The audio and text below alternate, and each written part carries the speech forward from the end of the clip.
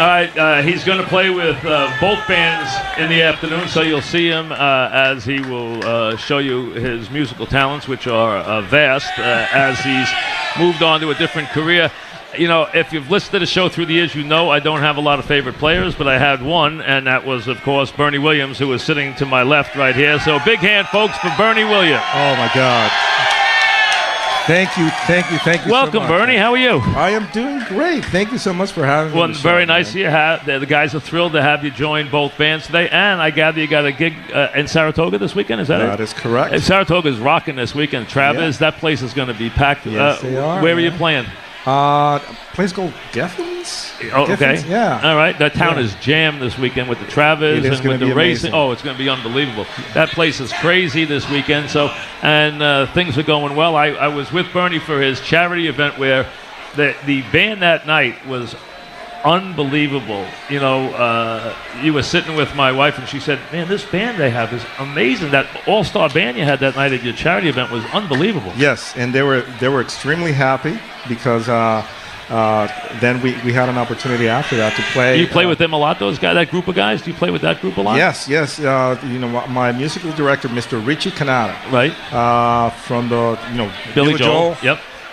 He put together a band of unbelievable players, yep. And they have been just kind of like pushing me, and I've grown as a musician, and they have seen the whole thing happen, over the span of 8-10 years now. And Bernie is extremely accomplished, as you will hear in a couple of minutes. Those of you who have never seen him, I mean, not too bad for a job. Yeah, not too bad for a center fielder. How about give the folks a little on the Yankees right now? What are you thinking as they come down the stretch here in this season?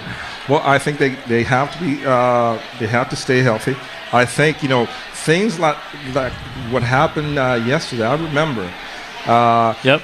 Situations like that. Benitez, as an example. Yes. Yep. Situations like that being, kind of like unifying us as a team and getting ourselves together. You killing the ball against Benitez, and Benitez taking it out on Tino Martinez. Hitting Tino right in the back after that. I saw a couple of weeks after, I saw Tino in the training room where he still had the seam. Benitez threw hard. Back. Now, you killed Benitez. I mean, you hit like 5 homers and 7 at-bats. For you hit one reason, 9 miles off Benitez, and he gets mad and he hits Tino right in the square of the back. I could see the ball very well off of him, and Cabrera got mad yesterday. Cabrera's thinking this yesterday.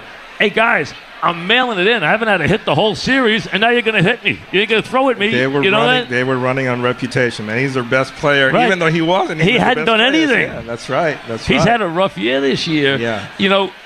The kids who haven't been through this, like Sanchez, like Judge, as someone who went through this so many times and won so much and was so good under pressure, what would you tell them? What words? I know you're not one who likes to give a lot of advice, but what would you tell these guys as they go through this in this town, full houses, big games, big crowds? What would you tell them as they go through this for the first time? I would say stay together as a team, and the most important thing right now is just to finish strong.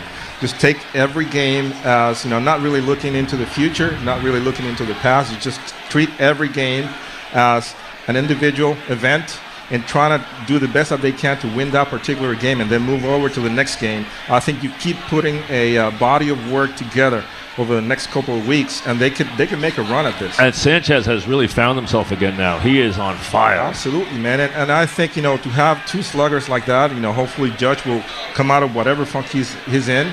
And, to have 2 dangerous hitters like that in the lineup could be very dangerous for a team. Well, so the bottom line is Bernie's got a big weekend up at Saratoga. He was nice enough to come here to be part of this today. And you're going to hear him play in a couple of minutes, so he's got to go get ready. So thank you. Go get your sound ready. We'll be ready. It's Bernie Williams, Mike. everybody, so and he will be back in just a couple of minutes. We'll talk to Mike Del Judas from Big Shot right